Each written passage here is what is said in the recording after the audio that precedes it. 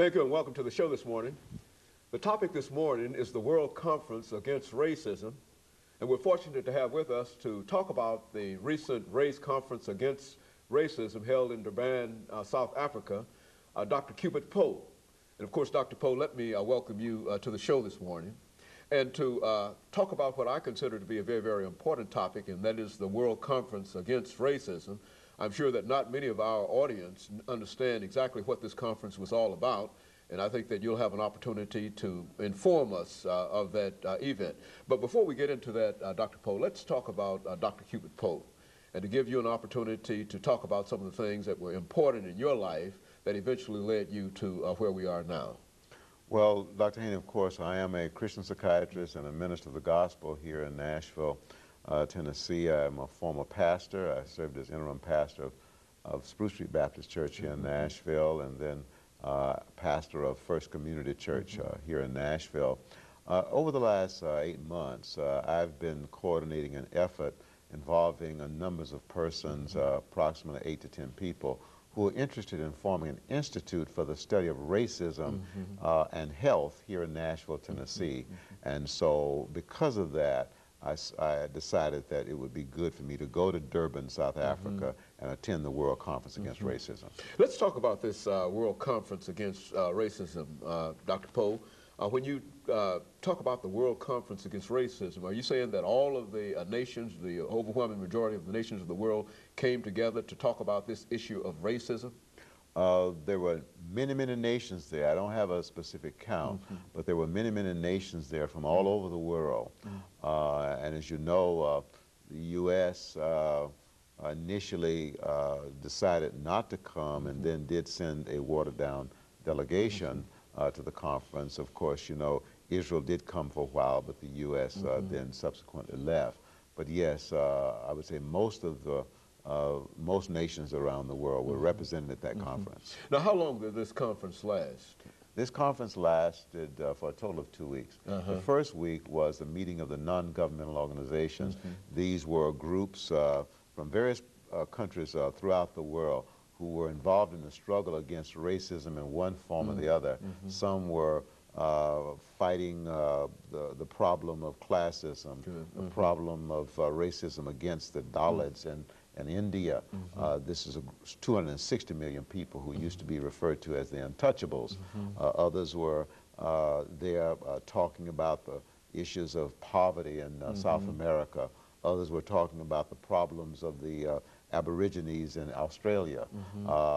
Then we had others talking about the issue of covert racism in Canada. So we had people from all over the world talking about racism in its various manifestations. But all of them agreed upon the problem of racism. You know, as a psychiatrist, how would you define racism? I mean, within the context of how the World Conference used its definition of that word. Well, now, my definition is that racism is an expression of self-hate. If I hate myself, then it's almost impossible not to hate you and not to hate other people. But I feel that we're all members of one race, and that is the human race created by God. And so if I hate one person, whether that person is of the same ethnic identity or of a different ethnic identity, then I believe I've got a problem of racism. And so racism is not necessarily directed toward one group. It's a person who is a racist is really a person who hates humanity in a real sense. Is that what you're saying? Yes, I'm saying that racism is much larger and deeper than hostility or hatred towards a particular person or a particular ethnic group. If I'm a racist in relationship to blacks, then I'm also a racist in relationship to whites and Jews and Hispanics. And so it's a human problem. That it's a human problem. It involves the problem of self-hate extending itself to involve other people. Well, now, how was it possible to get all of these nations together? And I know that the results might not have been as encouraging as some folks wanted those results to be, but how did you get, how was it possible to get all of these folks together on at least a common theme, a common agreement in reference to this? Well, my understanding, this was a second World Conference on Racism, but I think it was the first one that involved the non-governmental organizations. They invited non-governmental people in, rather than just the nations. It was sponsored by the United Nations, specifically the United Nations High Commissioner for Human Rights was the person who coordinated the conference. And he called this conference together in South Africa. Well, why was South Africa selected for this particular conference? I don't know, except perhaps the fact that South Africa, being an example of a nation that had a real severe problem with racism, apartheid racism, and in 1994, with the election of Mandela, Nelson Mandela, the apartheid legislation was dismantled. And so I think South Africa then offers the image of hope, a nation that used to have legalized racism and now is moving toward freedom and equality for all people. Now, you were there for approximately 2 weeks. What was your impression of what had happened in South Africa, having known South Africa before 1994 and after? I mean, how did you feel that things had changed, or did you see any manifestations of things not having changed as much as perhaps they should have changed? Talk about it from your own personal point of view. Well, under apartheid, if you were a black African, you had to have a pass to go downtown, and particularly if you remained downtown after 7 p.m. You couldn't be downtown. Also, if you were a black South African under apartheid, you could not own a business.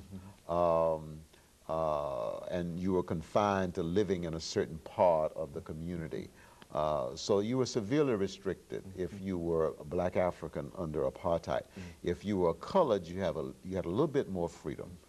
If you were Indian, East Indian, you had a little bit more freedom. You could at least enter a business, you could own a business. And of course, if you were South African white, then there were essentially no restrictions on you. But now, the difference is that blacks have ascended to some degree politically. For example, after Mandela served as president, they elected another South African black. His name is Mbeki, and he's the president, and we got a chance to hear him speak, and I was very impressed. He seems to be a man of wisdom and a man of compassion. In addition, the mayor of Durban is a black man.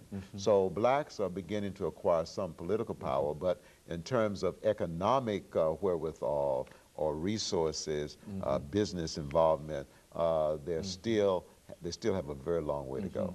And so racism might have dissipated somewhat in the political arena, which is to say that there are more more black Africans in political positions than ever before, in positions that they would not have been allowed to occupy prior to this time.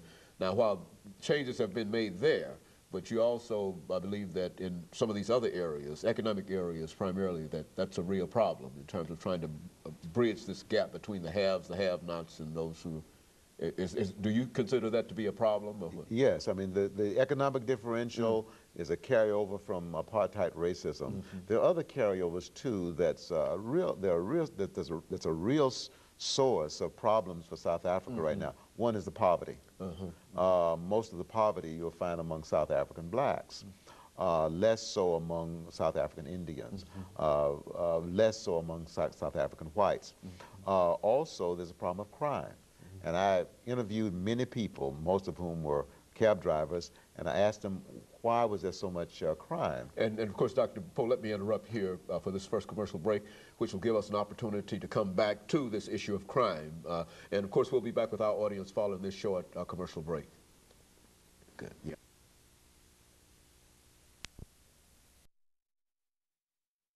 The guest is Dr. CPoe1.